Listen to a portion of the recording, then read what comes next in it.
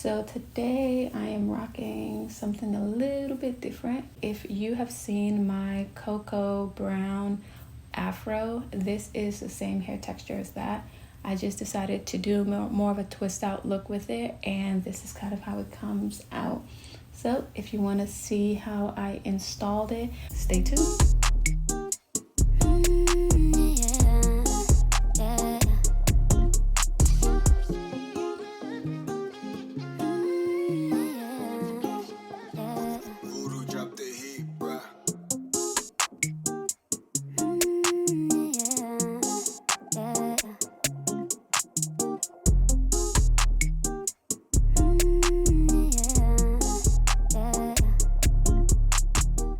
Hi guys, Camera here with Elon Blue Talks, where I help you to create stunning wigs through easy to follow steps, explore simple protective hairstyle options, and share tips on growing healthy, beautiful hair naturally.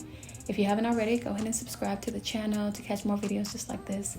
All links in this video is going to be in the description box below.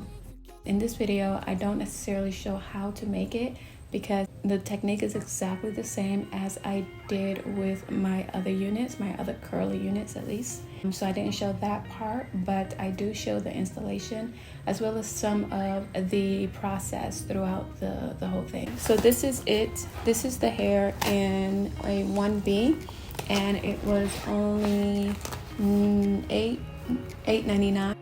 This is the one I use in a 27, and to make this unit I used about pretty much the whole pack. So this hair is not nearly as big as the afro. Well, it kind of is actually, but it doesn't look as big as the afro one because it was more of a twist out look, so it does give it a less voluminous look, but it's still super big and full. So if you like big hair, this might be the one for you.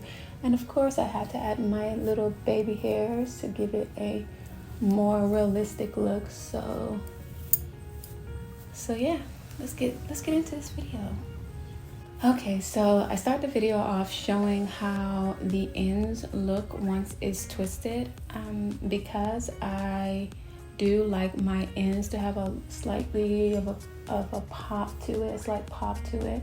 I did decide to do the whole process of curling it with a wand. So I used a wooden wand this time, which looks something like this, and I just took the ends of each curl, wrapped it around it, and used a flat iron on 300° Fahrenheit and pressed it down. I do oftentimes do like a rotation where I twirl the flat iron around the wand just to make sure that all of the hair gets a little bit of heat to it. But that's a preference. You don't have to necessarily do that, but it also smooths out the ends for me as well, because sometimes there's like these little pieces of hair that kind of sticks out, so it helps to lay those flat as well for me. Again, it's really important for you, I stress this all the time in my videos, it's really important for you to keep the temperature to a minimum. I like to keep it at roughly about 250 to 300. Typically right at 300 is good for me, just to make sure that you don't burn the hair or melt it. It gives it a tougher or rougher texture, so just to keep it nice and soft, I like to keep it at a low temperature, you know. I do the whole process of curling it, and if you haven't seen the curling process, there is a link here that you can catch that. But it's quite an easy process, and I really do like it. I find that it definitely helps the wigs look to curl the ends, but sometimes, I mean, it's not necessary all the time. Sometimes it looks kind of cool to not have the ends curled. And sometimes for an even more smooth look, I will straighten the hair by pressing the flat iron to the ends before I start to curl it. So it just smooths out the hair before I start to wrap it, so that it's even sleeker and smoother and nicer. I don't do it for every piece of twist or every twist, but sometimes it's nice to just start off with a nice smooth beginning and then wrap the hair. Especially if if that particular twist is kind of big, then I'll definitely take advantage of that smoothing technique or process, because it helps. It definitely helps. Now, if it's a little bit thinner or a smaller twist, then it's not necessarily necessary. But for bigger twists, it definitely helps to smooth out those ends so that it can all fit around that wand, you know.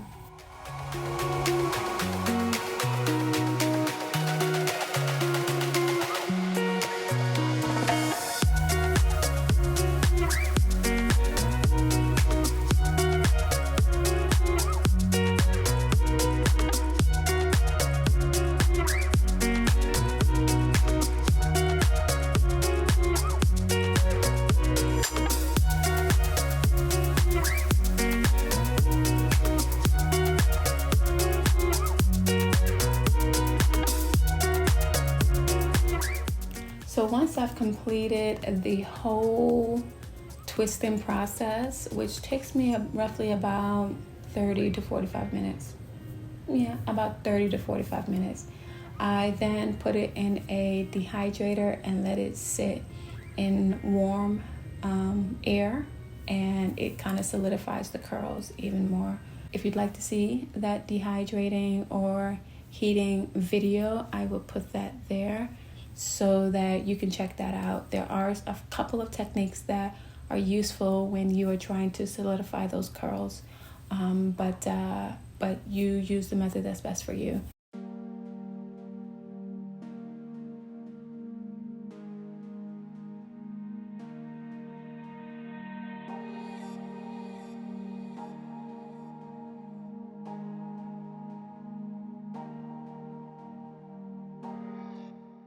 Now, fortunately, the untwisting process is super quick, so I'm grateful for that.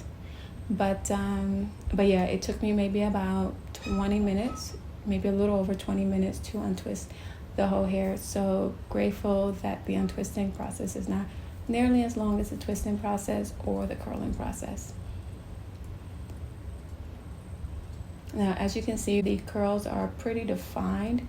Probably a little more defined than I wanted it to be, but you know, it is what it is. It still turned out really great, so.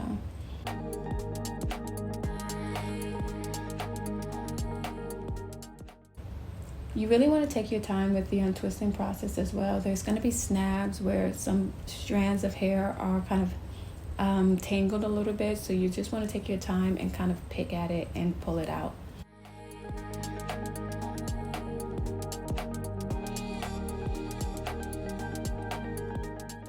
Luckily for me, with this particular hair, I'm not looking for a neat turnout. So, you know, this is a big afro kind of hair, so tangles are kind of okay with this a lot more than with my typical hairs. But I just have a habit of being a little bit neat with all of my wigs. So, you know, I like to be a little bit neat with it and take my time. But like I said, with this particular hair, it doesn't really matter so much, but why not be neat with it and just try to preserve it as long as you possibly can.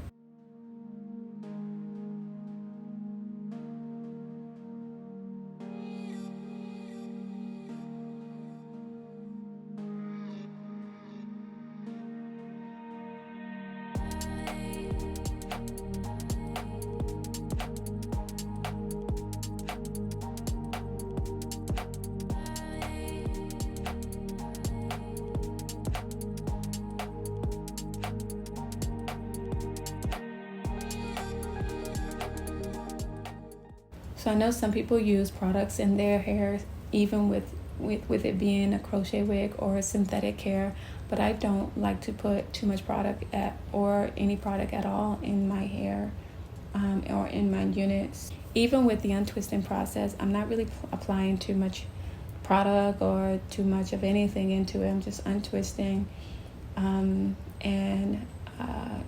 it's coming out really nicely. So it's up to you whether you think you need product. I did come across a woman who used my Elan Blue method to bake her wig, and she did use products when it was time to either twist it or untwist it, and she said she loved it. She said that it was actually a product for synthetic hair, which I thought was amazing. So I may look it up and see if I like it. I've never really come across any products for synthetic hair, so I'm really excited about that. So thank you to her for sharing that bit of detail.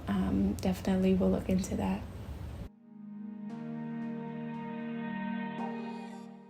I'm gonna go ahead and speed this up so that we can get through this a lot quicker.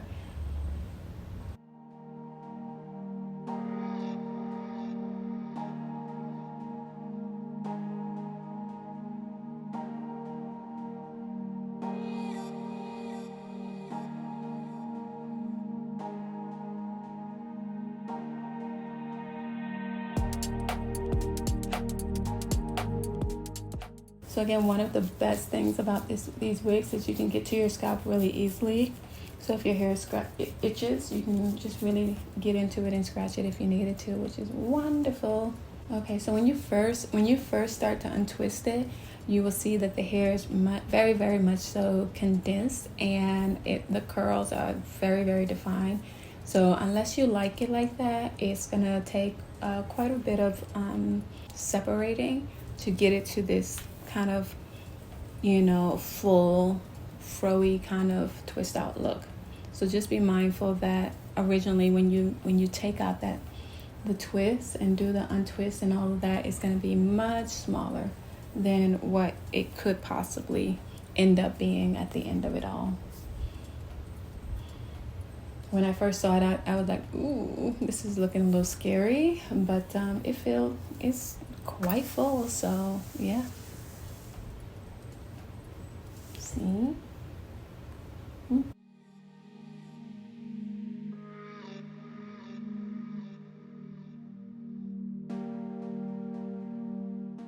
So now what I'm doing is separating the hairs gently as I can. It does have some tangles in there, so you may have to, break it apart a little bit more aggressively, but for the most part, it's going to be very gentle. With some of them, I separate the whole thing from one end to the other, but for others I don't separate the ends at the very bottom because I like the clump look, and if I start to separate all of them from the root of it to the tip of it, then it just you don't have that clumpy kind of look. Now if you like that, you can definitely do that, but if you want some clumps and some gathering, I would suggest maybe not completely separating all of them from end to end. So just leave some of them, separated where, for instance, if I was to separate this, then I will separate right up here and maybe not separate the ends. And then that will just hold it together a lot better. But these are all preferences, so that's just how I do it, but you can do it however you like. This is your wig.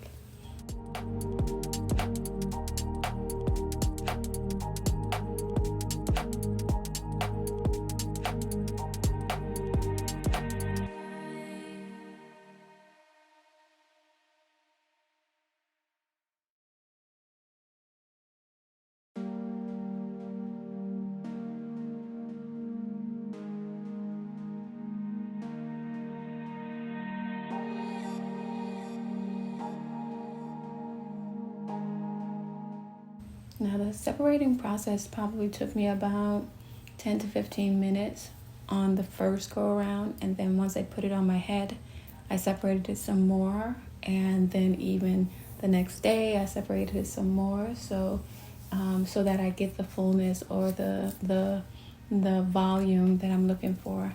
The separation process it's really up to you how big or how small or condensed you want it to be. It's really up to you, but then of course the more you separate it, the bigger it's going to get. So that's a personal preference that you can make. Now of course the less separation that you do, the more that it moves, but the more you separate it and the bigger it gets, the less it shakes and moves. So if you want more shake and move, you might not want to separate it too much, but if you don't mind losing a little shake and getting that volume, then separate, girl. Separate, separate, separate. All right, now, so what I'm doing now is just kind of preparing myself to kind of complete the look. So I'm gonna add a little bit of earrings to it. Even though in the middle of it, I'm taking those earrings off because they're super, super big. And because I'm still working on styling the hair, it kind of gets in the way. So I'm gonna end up taking it off halfway through this whole process. But at least you can see it now.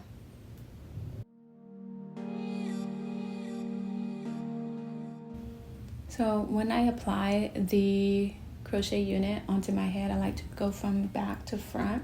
It's super stretchy, so it's actually quite easy to put on. It's almost like putting on a scully, but like I said, I apply it from the back to the front. For some reason, it just seems to be easier for me in that way.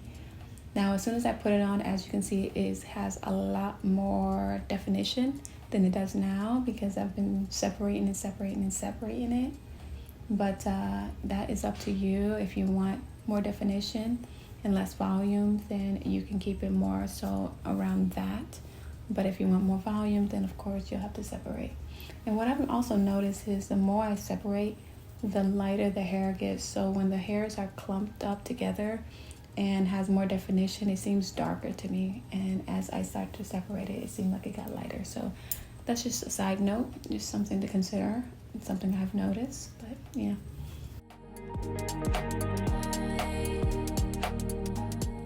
The hairpins that I used are not bobby pins. Bobby pins come together and, you know, are much closer together like this, which makes it a little bit more strenuous and maybe a little bit more damaging to the edges of your hair. And it's just harder to put on and harder to take back off. So hairpins are much more convenient as well as safer for your natural hair. So I would suggest getting some hairpins rather than bobby pins to make this work. I've mentioned in previous videos, when I first started, I was using bobby pins. So I do recognize the difference and the benefits of hairpins. So yeah, just throwing that out there. And in this particular part of the video, I am not adding any hair glue. So I wanted to show you an option without the hair glue. You can totally do this. The only reason why I add hair glue is because my natural hair is not the same color as the unit. So sometimes it helps to add a little bit of hair glue product to lay the edges down just a little bit because the hairs don't match. The colors don't match. So, but I did want to show you how it would look if you didn't necessarily add the glue. Now, if I'm doing a photo shoot or if I'm gonna be inside, that's totally fine. But I think if I was to step outside and move around to a lot, that glue would be much more helpful than just the hairpins. So personally, I would prefer using glue and hairpins if the hair of the unit is not the same color as my natural hair. And now, of course, if it was black, then this would not be a thing or an issue.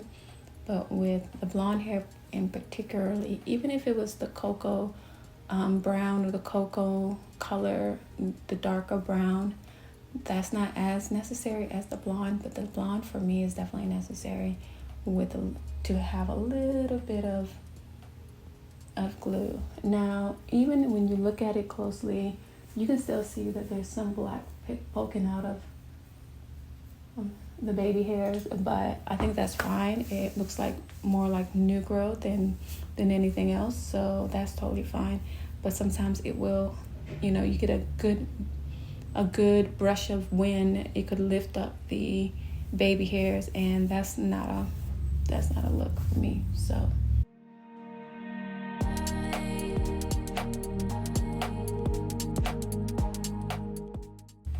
now I'm just showing you how I continue to separate the hair while it's on my head. And you just want to take your time with this. again, if you want it big, continue to separate. If you don't, then you might want to stop at some point sooner than later to keep it at a pretty, manageable state.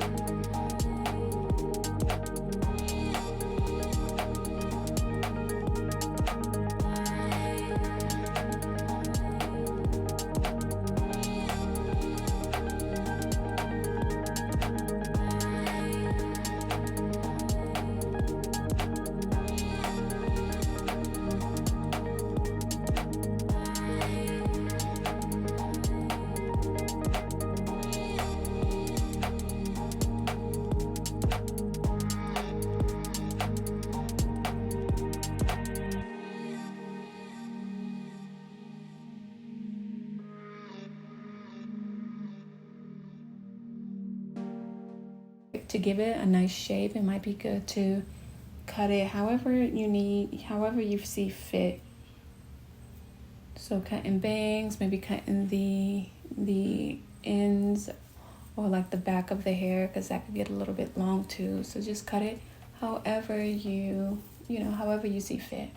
This is your wig, so make it fit you as best you can.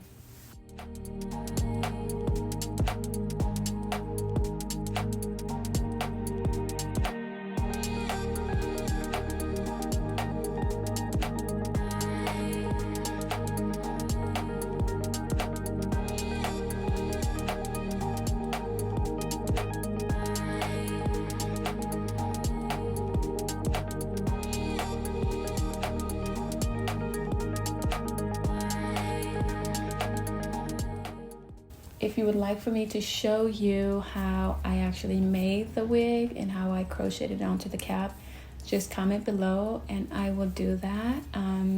Just let me know if there's anything else that you would like to know about the process, and I'd be more than happy to share it with you.